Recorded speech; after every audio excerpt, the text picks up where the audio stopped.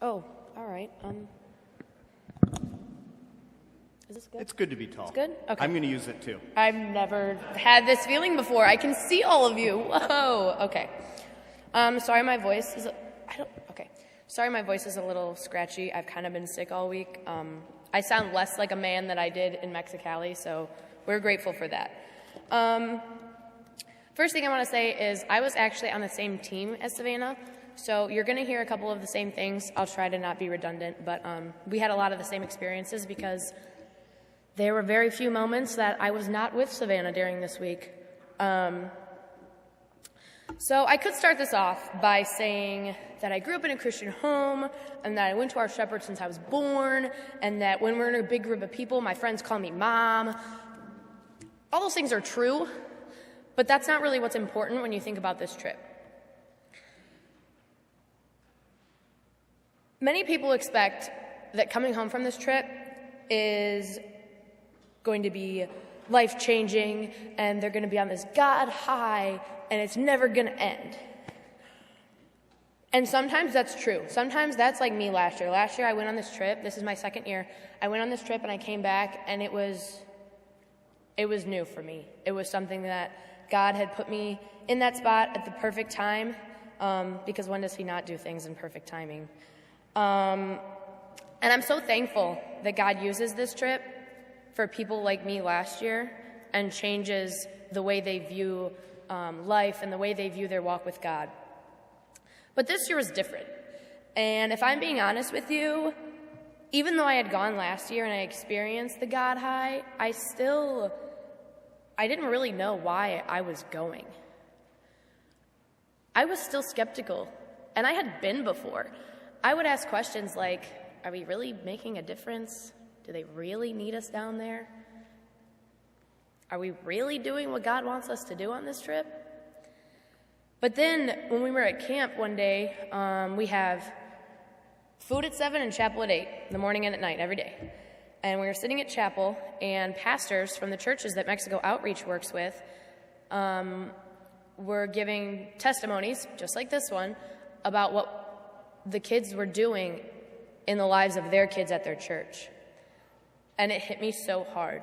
And it was one of those things where, some people are paying attention, some people are exhausted because, it's 9 o'clock and we're in Mexico heat all day.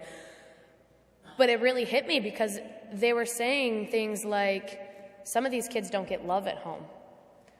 Some of these kids don't get a hug very often. Some of these kids don't always get to come to church because there's nobody to take them.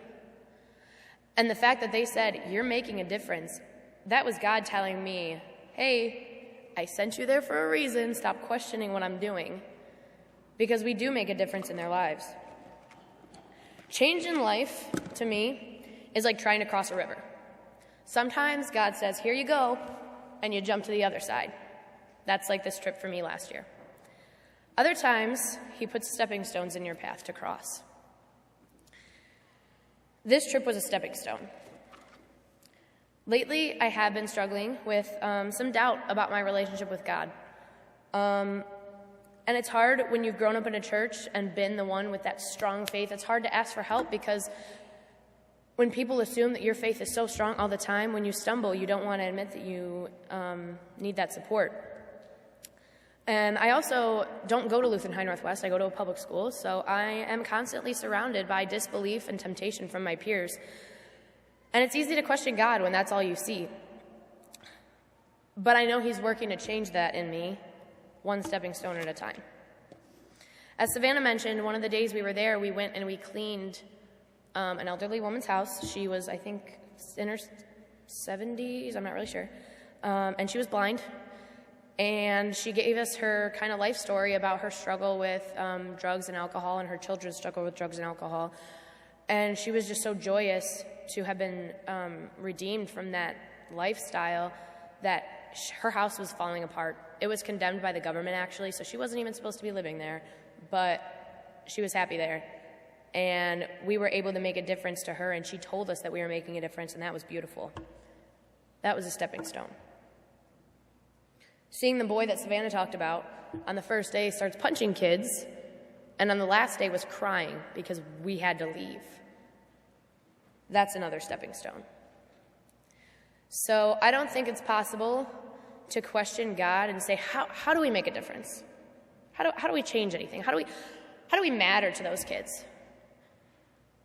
Those kids count down. You know how like kids here count down till Christmas comes? Because Christmas is like the big Christmas, yeah, let's like count down how many days till Christmas. They count down how many days till the Americans are going to come back and play with them. Because for those kids that don't get a hug from home every day, and for those kids who don't get Jesus' impact from their parents, they get it from us, and they remember that. I didn't come back from this trip a whole new Lauren than I was when I left. What happened this week is that I was able to see all the little places that God was working. When you're there, you're stripped away of distractions. I didn't have my phone. My nails were falling apart, and if you know me, my nails are very precious to me, and they looked terrible. We don't shower. We don't have running water in camp. We use baños, which most people are afraid to use ever, and we used them for an entire week. You're stripped away of all that stuff that distracts you from what God is trying to tell you.